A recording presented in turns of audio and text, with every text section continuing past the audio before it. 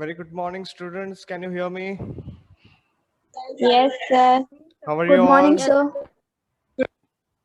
कैसे हैं सभी लोग? बढ़िया।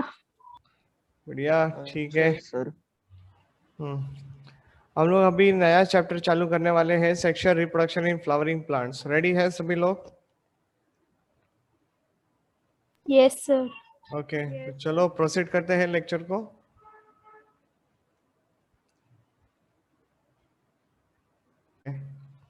तो मेरे बारे में आप लोग जानते ही रहेंगे। आई सब Somnath Palicha from Saraswat international school in collaboration with Vidya Mandir classes. We are proceeding ahead with respect to the biology lecture. इसके लेबलिंग्स को देख लो, कोई डाउट है आप लोगों को इसी को लेके? जो इंसेक्ट को अट्रैक्ट करने के लिए चीज होती है फ्लावर में, उसको क्या कहते हैं? पेटल्स। पेटल्स। उसका scientific term? Corolla. Corolla, right. उसका साइंटिफिक टर्म जो है वो कोरोला होता है। You can see petal written over here. Okay, और नेक्स्ट स्टिग्मा के बारे में आप लोग जानते रहेंगे। What is the basic function of the stigma? Pollen grains. हाँ, pollen grains, pollen pistil interaction, ऐसा एक टॉपिक हमारे इस पर्टिकुलर चैप्टर में चलेगा। तो पोलन ग्रेन्स आके उसके ऊपर सेटल्ड हो जाते हैं, ठीक है। नेक्स्ट, मतलब एक एक तरीके का बोल सकते हो कि लैंडिंग प्लेटफॉर्म है पोलन ग्रेन्स के लिए। तो उनको आना है, स्टिग्मा पे लैंड करना है और बाकी की एक्टिविटी को कंटिन्यू करना है। और यहाँ पे दूसरा जो है वो है style. And next part is, you can see the ovary over here, right. ये जो है ये पूरा ओवरी है on the screen which you see at the base, right. तो स्टिग्मा, स्टाइल एंड ओवरी ये किसके पार्ट होते हैं?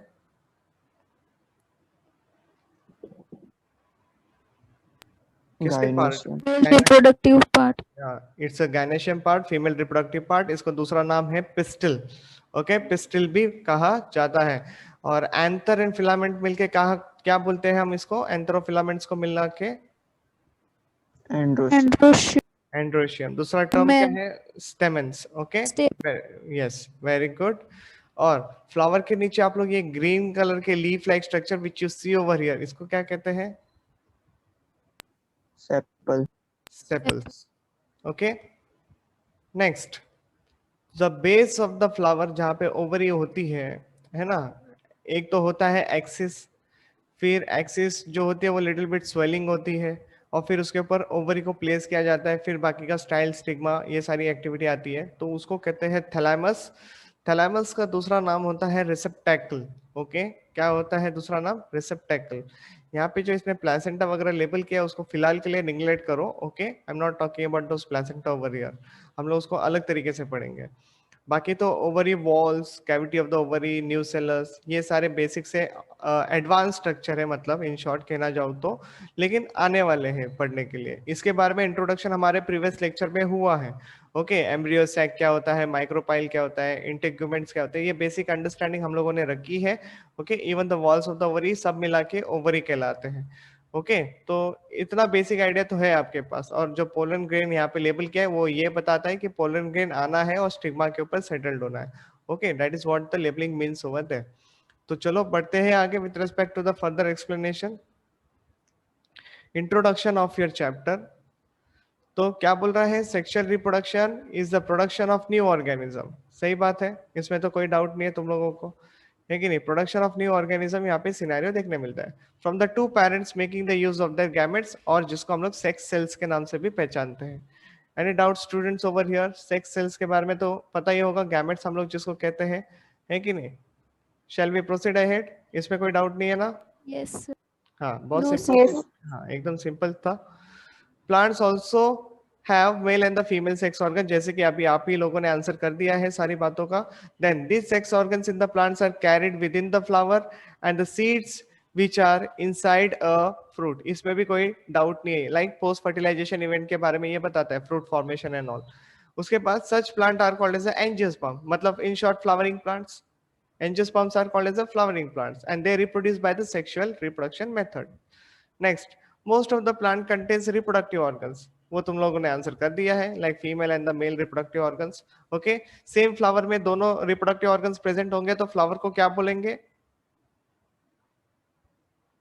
बाइसेक्सुअल फ्लावर है ना, मोनोइस मोनोइशियस बाइसेक्सुअल हाँ फ्लावर बोलोगे, ठीक है। Bisexual Okay, such flower make male and the female gametes and ensure that fertilization takes place so that new seeds are formed for the reproduction of the plant. Blah blah blah. All those things has been over here. ठीक है। तो अभी जैसे कि आप लोगों ने answer किया, तो सबसे पहले फ्लावर के बारे में अंडरस्टैंड कर लेते हैं प्रॉपर तरीके से। What is modified means over here? Flower is a modified shoot. Why does it called like this? क्यों बोला ऐसा? ये क्वेश्चन है, मैं पहले बता रहा हूँ, this is a NEET question, important line है। Okay, the first question has already arise on the screen.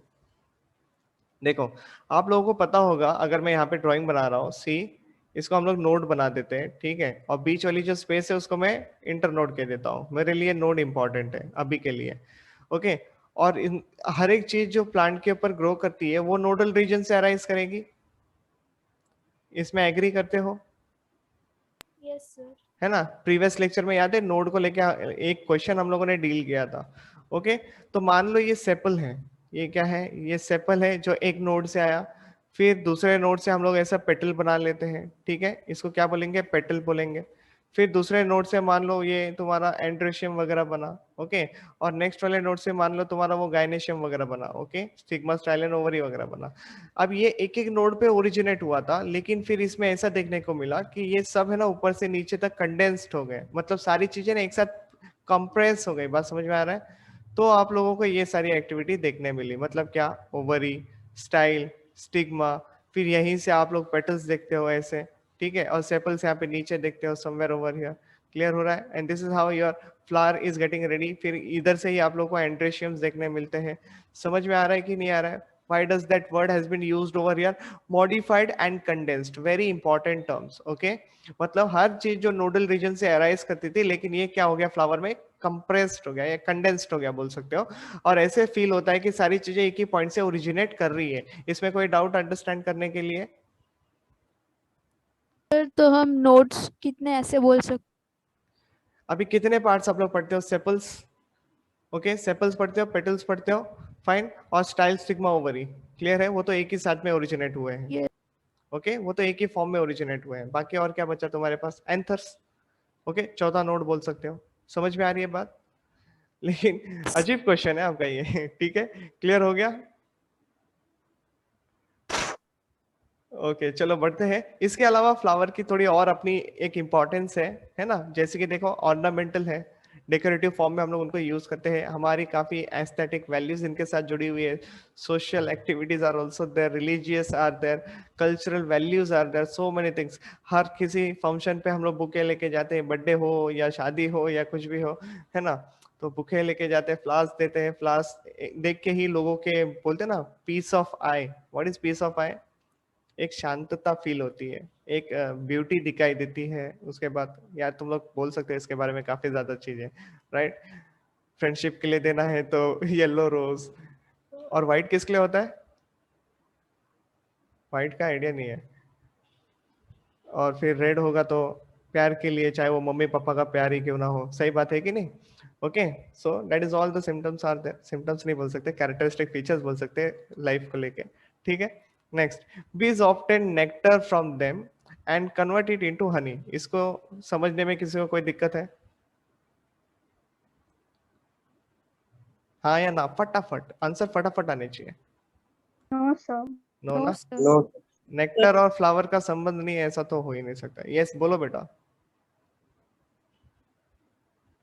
कोई तो बोल रहा था, अच्छा शायद वो यस होगा, लेट सुनाई दिया मुझे, फाइन।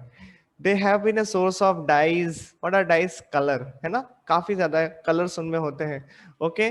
Saint, fragrance. अगर आपको कुछ साइड बिजनेस करना है तो फ्लावर के इसमें घुस जाओ, क्योंकि बहुत सारे टाइप्स के फ्लावर है, उनमें से एक्सट्रैक्शन करो, ओके, अच्छे अच्छे फ्लावर सेलेक्ट करो। लाइक एग्जांपल दे देता हूँ, मोगरा ले लो। मोगरे में देखो खुशबू कितनी अच्छी आती है रात के समय में। अगर काफी ज्यादा मोगरा ग्रो कर रहा है तो बहुत अच्छा फील होता है आप लोगों को, ओके, कूलेंट एजेंट का काम करता है। और इसके अलावा बहुत सारे प्रोडक्ट्स हैं मोगरा को लेके, so you can think about this, side business कर सकते हो अदर देन स्टडीज। मतलब इससे थोड़ी बहुत इनकम भी आ जाएगी और आप लोग अपना खुद का भी बोल सकते हो कि पॉकेट मनी निकाल सकते हो, ठीक है। परफ्यूम्स, मेरा एक दोस्त है कॉलेज में था, ओके, उसके पापा परफ्यूम इंडस्ट्री में काम करते, तो वो लाइक जैसे कि कॉलेज डेज होते हैं, कॉलेज डेज में क्या होता है, हम लोग बॉटनी डिपार्टमेंट के थे स्टूडेंट्स, तो उसमें ना क्या होता है, हर एक डिपार्टमेंट का फेस्ट होता है, तो फेस्ट में अपने को है ना एक शॉप लगाने का मौका मिलता है, ठीक है, तो उसने परफ्यूम के शॉप लगा के लाइक उसमें उसने काफी सारे परफ्यूम प्लेस्ड कर दिए, इतनी छोटी छोटी बॉटल्स लेके आया था वो, इतनी छोटी छोटी बॉटल्स लाइक 25-50 रुपीज में उसने सेल किए, एंड काफी अच्छा प्रॉफिट कमा लिया, because people like this thing ना, है कि नहीं, तो बहुत जल्दी अट्रैक्ट हो जाते हैं लोग since the time immemorial. Okay, next, flowers are formed from you can say over mature plants in response to the hormones induced by structural and physiological changes in the shoot apices. ये वाला part है ना, आप लोगों ने कहाँ पढ़ा है पता है, फ्लोरिजेन के नाम से पढ़ा है, florigen in the topic called as a plant growth and regulators, पता है क्लास 11 का, या फिर फोटो पीरियोडिज्म पढ़ते हो, फोटो पीरियोडिज्म, ओके, उसमें आप ये पढ़ते हो, लेकिन ये जो फ्लोरिजेन है ना, ये एक्चुअली हाइपोथेटिकल हार्मोन माना गया है, ओके, हाइपोथेटिकल माना गया है, so again this can be a good question from that particular chapter. Coming to the next part, shoot apices are transformed into the inflorescence over which the floral primordia develops. What do you understand by this? inflorescence के बारे में बात कर रहे हैं, अगर छोटा सा डेफिनेशन बोले, that means arrangement of the flowers on a particular stalk, समझ में आया, that will be called as inflorescence, ठीक है. The primordia grows into the floral buds which undergo anthesis and forms the flower. Very important question is there on the screen. याद रखो, flower formation को जिसको जो सिनेरियो होता है word use करते हैं वो है एंथीसिस, ओके, पूछा जाता है which process like floral bud development takes place, means actually question ऐसा है, floral bud develops into the flower, this process is known as, okay, anthesis करके याद रखना, या फिर opening of the flower is called as anthesis. समझ में आ रहा है, से यस और no, be fast. Yes sir. Okay, introduction काफी अच्छा है, राइट, इंटरेस्टिंग लग रहा है. अब जैसे जैसे चैप्टर में आगे बढ़ेंगे मजा आएगा तुम लोगों को, ठीक है. तो ये एक खूबसूरत सी स्लाइड मैंने यहाँ पे ऐड कर दी है, मतलब पिक्चर ऐड कर दिया है, जो कि इस पर्टिकुलर स्लाइड की ब्यूटी बढ़ा रहा है कि नहीं, काम आ गया ना, एक सिंपल सा फोटोग्राफ है but adds the beauty to the slide. आप लोगों को भी अच्छा लग रहा होगा. चलो मुझे इसकी फैमिली बताओ, कौन से फैमिली में बिलोंग करता है, बता सकते हो, कौन से फैमिली में बिलोंग करता है. अच्छा, नाम बता सकते हो इस फ्लावर का,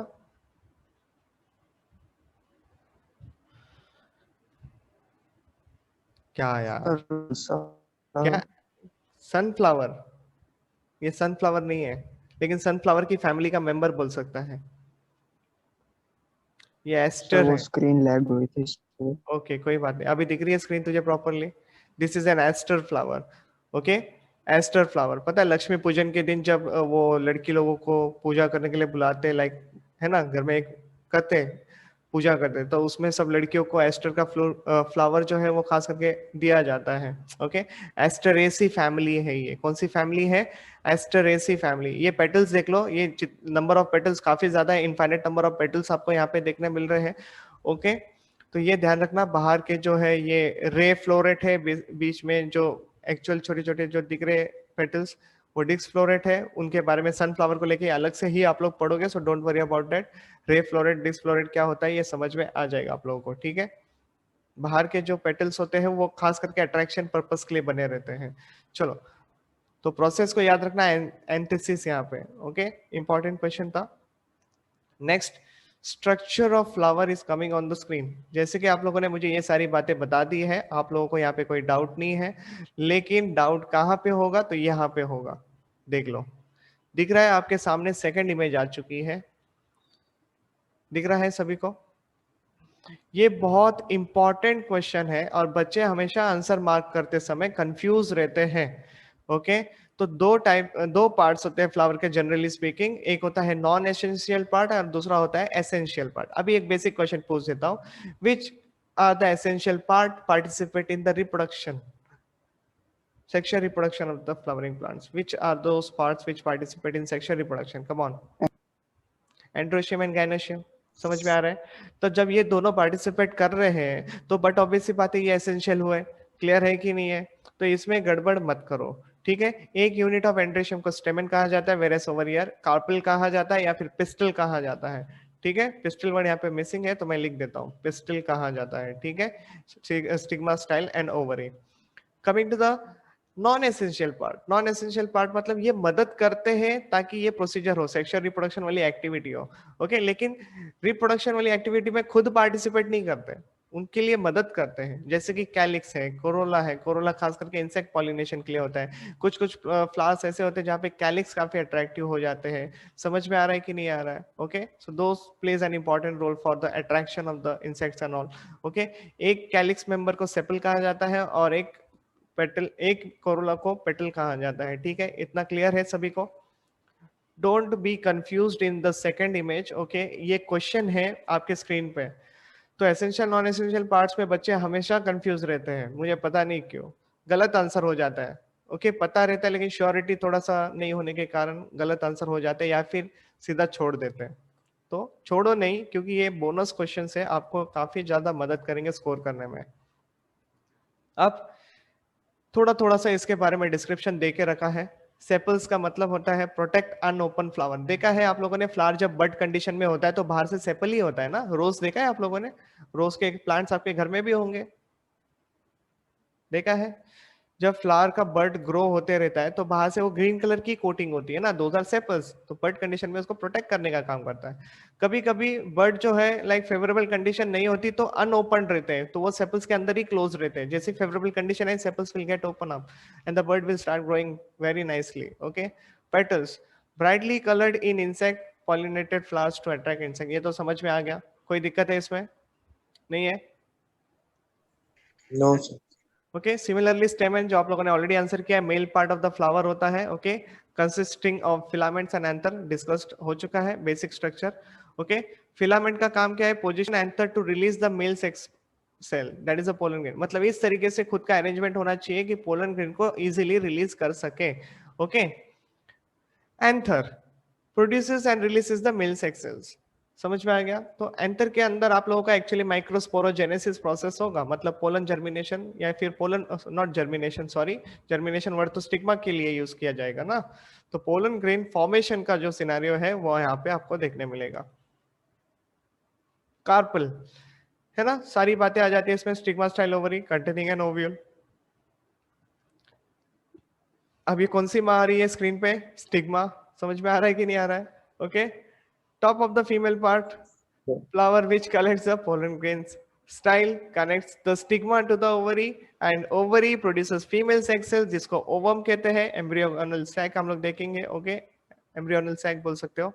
ovule contains the female sex cells, no doubt over here, found inside the ovary, and nectary means sugary fluid बोल सकते हो, a kind of solution called as a nectar to attract the insect. insect यही कारण के लिए खास करके flowers के पास आते हैं। देखो, जितना ज्यादा डार्क कलर का फ्लावर या फिर जितना ज्यादा कलरफुल फ्लावर, उतना ज्यादा energy has to spend by the plant. समझ में आ रही है बात? Plant has to spend his energy for producing those colours. इसलिए आप देखोगे ना, जो दिन में फ्लावर्स होते हैं वो मेजोरिटी काफी कलरफुल्स देखने मिलते हैं, वेदर जो रात में फ्लावर्स होते हैं वो डल कलर होते हैं, ऑफ व्हाइट या फिर व्हाइट कलर कह सकते हो। देखा है ना, नोटिस किया है इतनी बातें को? चलो जल्दी बताओ। Yes sir. हाँ, ठीक है, Yes, ओके। नेक्स्ट, स्टेमेन लिखा है यहाँ पे स्क्रीन पे। स्टेमेन के बारे में अभी हम लोग पढ़ना चालू करेंगे। अब थोड़ा सा अलर्ट हो जाओ क्योंकि हम हमारे चैप्टर में एंटर कर चुके हैं, ठीक है? So be serious with the lecture now. See, stamen is the male reproductive organ जिसको कहा जाता है microsporophyll. Again it is a question, okay. Consist of two part, filament and anther. Again it is a question, ठीक है। Filament कैसा है? It is a long and slender stalk. It is attached proximally to the thallus, petals and tepal. क्या बोला है? Proximally, very important, and distally bears an anther. अगर मैं यहाँ पे आप लोगों को एक ड्राइंग बना के दिखाऊं, this is how the anther structure look like, ठीक है, मतलब that complete stamen look like. तो anther का ये जो पोजीशन है इसको क्या बोलोगे, और ये जो पोजीशन है इसको क्या बोलोगे? चलो आंसर करो, कौन सा पोजीशन डिस्टल एंड प्रॉक्सिमल है? ए वाला क्या है, बी वाला क्या है? सर ऊपर वाला प्रॉक्सिमल। ऊपर वाला प्रॉक्सिमल। हाँ, नीचे वाला डिस्टल। वाह बेटा, आपके स्क्रीन पे लिखा है, ठीक से देखो। सर ऊपर वाला डिस्टिल है और नीचे वाला प्रॉक्सिमल है। समझ गया कि नहीं समझ गया? कर दी ना गड़बड़?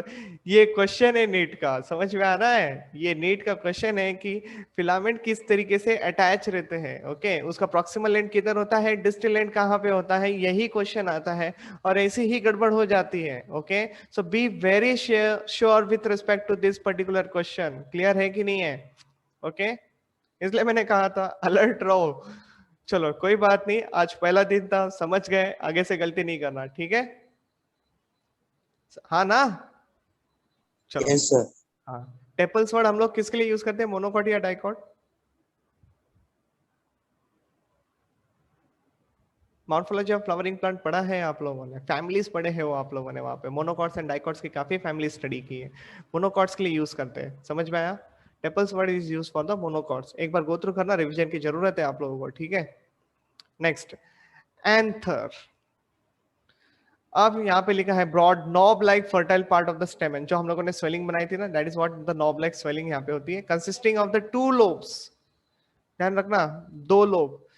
Two anther lobes are separated in the anterior region by a deep groove but attached to each other on backside by a sterile parenchymatous tissue called as a connective possesses the vascular strand। मतलब कहने का मतलब क्या है, दिखाता हूँ। This is how the actually anther look like. तो ये पीछे की साइड है जहां पे आप लोग ये डिप्रेशन देख पा रहे हो, समझ में आ रहा है? ये ग्रूव जो लिखा ना यहाँ पे, ये ग्रूव अभी समझा कि नहीं समझा? Groove, yes sir. अगर आप लोगों ने सेक्शन लिया एंथर का तो ऐसे ही दिखता है ना, ये ग्रुप हो गया, ये ग्रुप हो गया, इधर ग्रुप हो गया, देख रहे हो? अच्छा, डीएनए पढ़ा था आप लोगों ने, ऐसे होता है ना डीएनए,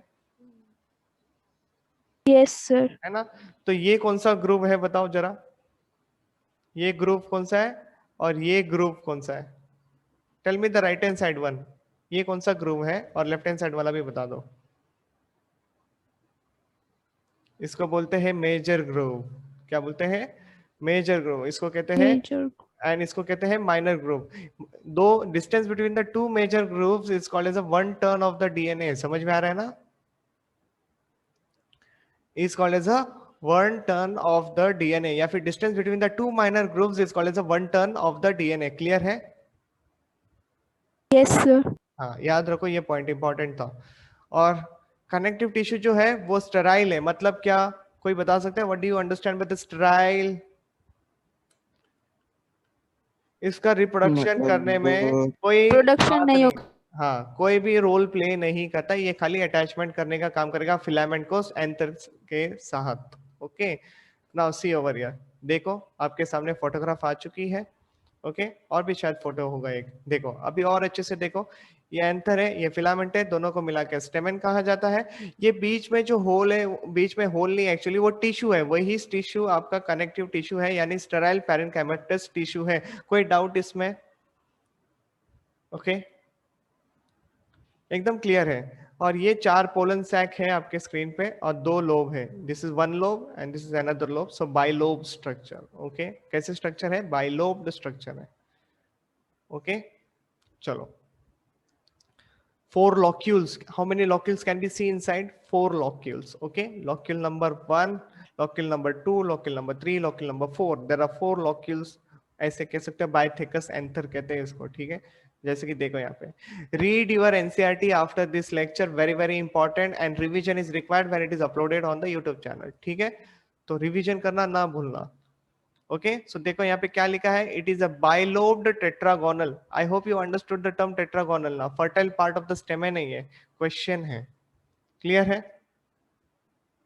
हाँ बोलो फटाफट। Yes sir.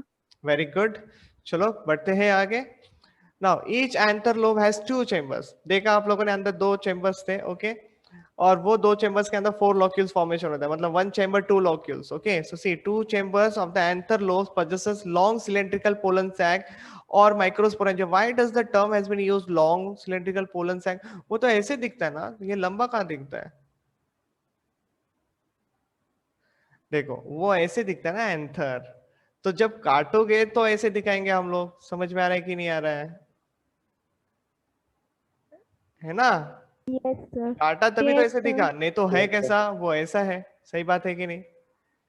Okay, therefore long cylindrical pollen sac. अब वो तो ऐसे दिखा नहीं सकते ना, जब काटोगे तो खाली ऐसे ही दिखेगा आप लोगों को, टीएस में कैसे सर्कल बनाते हैं वही वाला scenario. Okay, next note, the bilobed anther is tetrasporangiate. Very important question, what kind of sporangiate is showing? Tetrasporangiate. okay, चार वाला। okay, you can see from inside, high नहीं कर रहा हूं मैं यहाँ पे, चार फिंगर्स दिखा रहा था, ठीक है। Rarely an anther lobe has only one microsporangia. How many? One microsporangia. Rarely. Okay. Example दे के रखा है Wolffia and see Arceothobium. Okay. Arceothobium. ये नहीं याद रखोगे, नो प्रॉब्लम। सॉरी, ये मैंने क्यों लिखा, इसको हटा देता हूं। ये नहीं याद रखोगे, नो प्रॉब्लम, लेकिन ये नाम कंपलसरी याद रखना है क्वेश्चन के रिस्पेक्ट में। Wolffia पूछा जा सकता है, which one is the smallest angiosperm? What will be your answer?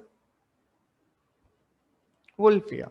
Okay, ये ना इतना छोटा दाना होता है, लाइक इतना छोटा दाना, इसको देखना है ना, इसके सारे फ्लावर पार्ट्स को, आपको चाहिए होता है माइक्रोस्कोप। समझ में आया? Not compound microscope, normal microscope होते हैं जिनके ऊपर हम फ्लावर्स की स्टडी करते हैं, मतलब फैमिली की स्टडी करते हैं। Okay, you don't require the dissecting microscope कहते हैं उसको। डिसेक्टिंग माइक्रोस्कोप का मतलब क्या है? हर एक पार्ट को आप डाइसेक्ट करते रहते हो और फिर उसको देखते रहते हो, सेपरेट करते हो और देखते रहते हो। ओके, सिंपल माइक्रोस्कोप होता है, आराम से जूम कर सकते हो उसमें, ठीक है। मतलब ऐसा नहीं कि मैंने हाथ बढ़ाया और जूम हो गया, वो होता है बरोबर, उसमें लेंस लगी हुई रहती है, ठीक है, एनलार्ज करके दिखाता है। The four microsporangia of the anther lie at its four corners, वो तो समझ में आ ही गया रहेगा आप लोगों को। Runs parallel to one another, ये भी वर्ड इंपॉर्टेंट है, run parallel to one another. Okay, the two microsporangia of the anther lobe are separated from each other by a shallow groove on the outside and a strip of the sterile parenchymal tissue inside. ये जो last point है, इसमें किसी को कोई दिक्कत है? For example देखो, ये थे जो बाजू से मैं बना रहा हूं ना, ये ग्रूव्स है। ओके, और ये बीच में जो पैरेन्काइमेटस स्टेराइल टिश्यू है वो है, ठीक है। That is the meaning of this statement. Okay, हाँ बोलो। Yes, sir. हाँ, मैं वेट कर रहा हूँ, मतलब मैं हाँ का इंतजार कर रहा हूँ, ठीक है। और ये जो खास करके ग्रुप होता है ना, वर्टिकली देखो, ऊपर वाला और ये नीचे वाला, ये थोड़े से ज्यादा अंदर गए हुए रहते हैं, इसलिए तो ये दो लोब सेपरेट हो जाते हैं। This is one lobe and this is another lobe, ये दोनों सेपरेट हो जाते हैं। समझ में आ रहा है? खास करके ये मतलब है उसका बताने का, ठीक है। So we are proceeding with respect to the new slide over here. अरे फोटो अभी तक आया नहीं? अच्छा, अभी आएगा फोटो, फोटो अभी आएगा। अरे इतना जल्दी, आधा घंटा हो भी गया क्या तुम लोग भी यार, टाइम कैसे भागता है। All the microsporangia are covered on the outside by the well-defined common epidermis of the cell. तो बाहर की लेयर को एपिडर्मिस कहते हैं, ये तो पता ही होगा आप लोगों को, है ना। Next, the cell of the epidermis, yes कुछ बोल रहे थे आप? ठीक है, तो शायद यस होगा वो। The cells of the epidermis often become stretch and shrivel off at maturity. अभी इसके बारे में हम बात करेंगे। ओके, स्ट्रेच एंड श्रिवल, थोड़ा सा एनलार्ज हो जाना साइज में। ओके, तो माइक्रोस्पोरेंजिया डेवलप्ड हाइपोडर्मली इन एंथर। ध्यान से देखना इस स्टेटमेंट को, सर भी स्लो हो चुके हैं। Hypodermally in anther from the strips of the archesporial cells. अभी आपको दो टर्म यहाँ पे देखने मिल रहे हैं, टोटल तीन होंगे, अभी बताता हूँ कैसे तीन। एक तो हाइपोडर्मली वो डेवलप्ड हो रहा है, ओके, और वो जो सेल्स है जो डेवलप्ड हो रहे हैं उनको आर्चीस्पोरियल सेल्स कहा गया है। इसी का मतलब होता है eusporangiate development. Okay, hypodermally in the anthers from the strips of the archiporial cells, development of the microsporangia is eusporangiate। कैसे? अभी ये मैं बताऊंगा आपको स्क्रीन पे, देखो कुछ दिख रहा है आपको? पेरिक्लाइनल डिवीजन लिखा है, पेरिक्लाइनल डिवीजन, इसको ध्यान में रखना। देखो, एक हॉरिजॉन्टल है, एक वर्टिकल है, एक हॉरिजॉन्टल है, एक वर्टिकल है, ऐसे आपको देखने मिलेगा। This is what the periclinal division, मतलब एक सेल है, पहला हॉरिजॉन्टली डिवाइड होकर दो डॉटर सेल। अभी समझा कि नहीं समझा? फिर ये वर्टिकली स्प्लिट होंगे, बनेंगे चार। अभी समझा कि नहीं समझा? हाँ हाँ बोलो, sir is waiting. Yes, sir. Okay, और बॉयज को क्या हो गया, आवाज ही नहीं आ रही है, खाली लड़कियां हाँ हाँ करते जा रही है। Okay, so this is what the periclinal division. Then again horizontally, this all four will divide. They will form how many cells? 8. है ना, 2 के 4 हो गए, 4 के 8 हो जाएंगे, तो यहाँ पे आपको ये टोटल 2 डॉटर सेल्स थे, तो बट ऑब्वियसली 16 मिलेंगे, 8 ऊपर 8 नीचे। ओके, ऐसे करके मल्टीप्लाई कर जाएंगे। तो ये कैसा डिवीजन है? Periclinal division, very very important. लेकिन अभी उसका आना बाकी है। मेरी बात चल रही थी हाइपोडर्मल, आर्चिस्पोरियल एंड यूस्पोरेंजिएट को लेके। तो पहले मैं आपको प्रीवियस मतलब नेक्स्ट स्लाइड पे लेके चलता हूँ। Can you see the slide over here on the screen? Yes, sir. कैसी दिख रही है? बहुत बढ़िया दिख रही है या ब्लर दिख रही है? समझ पा रहे हो? सर क्लियर है। क्लियर है ना? थोड़ा कलर में यही डायग्राम मुझे मिला, अवेलेबल यही था फिलहाल, मतलब अच्छा वाला, जैसे मैं एक्सप्लेन कर सकूं। जैसे कि देखो यहाँ पे दिया है एंथर प्राइमोडियम, मतलब एक जनरल स्ट्रक्चर देख के रखा है। अभी तक एंथर फॉर्म नहीं हुआ है पूरी तरीके से, समझ में आ रहा है? This is the development of the anther बात कर रहे हैं। क्या क्या टॉपिक चल रहा है? Development of the anther. और साथ में आप लोग माइक्रोस्पोरोजेनेसिस का थोड़ा सा पार्ट समझ रहे हो, मतलब वो जो 4 लॉक्यूल्स बन रहे हैं ना, वो कैसे बन रहे हैं हम उसके बारे में देख रहे हैं। तो सबसे पहले ये जो बेसिक स्ट्रक्चर है, लाइक एपिडर्मिस यू कैन सी, और अंदर काफी सारे सेल्स भरे पड़े हैं। ओके, एक बेसिक क्वेश्चन पूछता हूं, दिस आर डिप्लॉयड सेल्स और हैप्लॉयड सेल्स?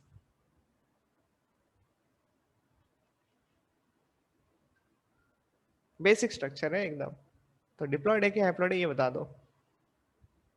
Sir haploid.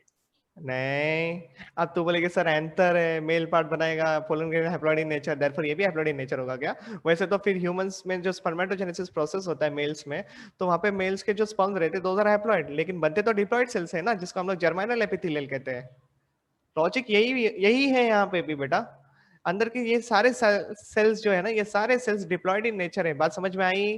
अभी मियोसिस कहाँ बोला मैंने? Yes, meiosis sir. बोला कुछ किधर? मैंने ऐसा कुछ टर्म यूज किया नहीं, लेकिन मैंने एक टर्म जरूर यूज किया, दे विल बी लाइक फॉर्मिंग ना, सेल्स बन रहे हैं वहां पे, सेल्स बन रहे हैं मतलब obviously they will be alike. Alike मतलब क्या? सेम। ओके, माइटोटिक डिवीजन करना पड़ेगा। Okay, they are diploid in nature. Development है ना, समझ में आया? Yes, sir. ओके, कोई बात नहीं, अभी आप समझ गए हैं। और दूसरी बात देखो, can you see on the edges, on the periphery you can see 4 corners में आर्चिस्पोरियल सेल्स का फॉर्मेशन हो रहा है। इन्हीं को कहा जाता है हाइपोडर्मल इन ओरिजिन। बात समझ में आ रही है? कौन सा dermal in origin? Hypodermal in origin. Okay, and now see what is happening. बाहर की जो लेयर है, अब उसको पैराइटल स्पोरोजिनस सेल भी बोल सकते हैं। कौन सी बाहर की लेयर? ये बाहर वाली एपिडर्मिस। ओके, और ये जो यहाँ पे ऑरेंज कलर की अभी जो लेयर दिख रही है ना, उसको बोला है parietal cell sporogenous cell. Okay, अंदर का जो है देखो, इसको समझाता हूँ, ये बाहर ले लो तो एकदम ठीक है। तो ये जो बाहर की एक लेयर बनने वाली है, उसको क्या बोलोगे? Sporogenous cell. मतलब इसको स्पोरोजिनस नहीं बोलेंगे, क्योंकि ये सेल वॉल फॉर्म करेगा ना आगे जाके। तो फिलहाल मैं इसको सेल वॉल लिख के रखता हूँ आप लोगों के लिए, फिलहाल के लिए, not exactly the proper term over there, but फिलहाल ऐसे मानो कि वॉल फॉर्मेशन करेगा। और यही वो सेल है जो कि एट द एजेस है, एट द एजेस या फिर एट द कॉर्नर में बोलो, इसलिए वर्ड यूज किया पैराइटल सेल। इसमें कोई डाउट है? Parietal cells. ओके, अब यही है ना हमारे वॉल्स को फॉर्म करने को चालू करेगा। नॉर्मली आप लोगों ने शायद एनसीईआरटी रीड करना चालू कर दिया रहेगा। एंथर के टोटल 4 वॉल होते हैं। ओके, आपने रीड करना चालू किया रहेगा शायद से, नहीं किया तो आज कर लेना, कोई बात नहीं, there is never too late, right? तो एक होती है एपिडर्मिस की लेयर, दूसरी होती है मिडल लेयर, तीसरी होती है टेपेटल लेयर। ओके, ये हो गए 3। एक होती है एंडोथीशियम जो यहाँ पे नहीं बनी अभी तक, तो वो आपको नेक्स्ट लेयर में देखने मिलेगी। 1 2 3 and 4। Can you see the 4 layer formation has been taken place over here? और उसके अंदर पोलान टेट्राट है, मतलब अंदर के साइड में पोलन ग्रेन्स फॉर्मेशन होने वाले हैं। And the junction which you see over here, ये जो डॉट में थिकनेस कर रहा हूं यहाँ पे, इनको स्टोमियम कहा जाता है। क्या क्या चीजें समझ में आई? जितना बताया अभी तक वो सारी बातें समझे कि नहीं समझे? Yes, sir. देखो, Yes. सिंपल सेल था। ओके, वो डिप्लॉयड है क्योंकि अभी तक उनमें माइटोटिक डिवीजन ही चल रहा है।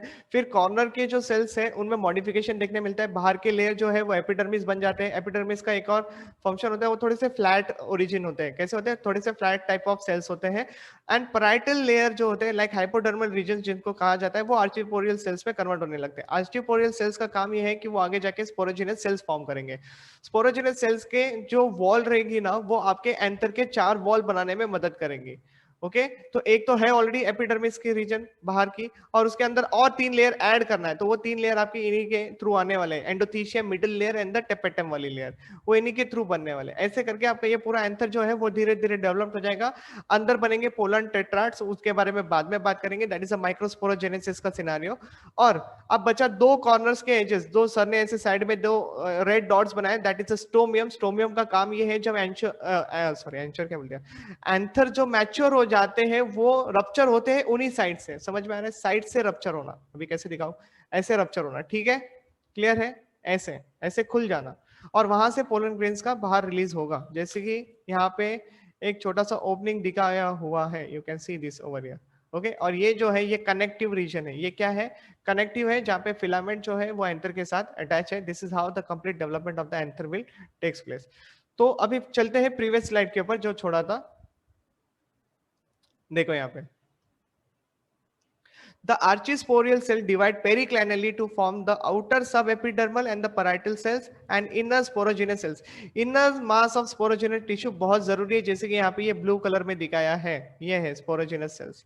ओके आपका टाइम है अभी आपके पास स्क्रीन पे 2 मिनट, फटाफट ये स्लाइड को खत्म करते हैं और नया लेक्चर स्टार्ट करेंगे। Okay the parietal cell divide further by periclinal walls, तो हमेशा वो periclinal divisions ही करते रहे हैं, ओके, एंड प्रोड्यूस करते हैं 3 से 5 लेयर्स माइक्रोस्पोरेंशियल वॉल, जिसको कहते हैं like endothecium, middle layers and the tapetum. Archesporial cells ने कितनी लेयर बनाई जरा बताओ,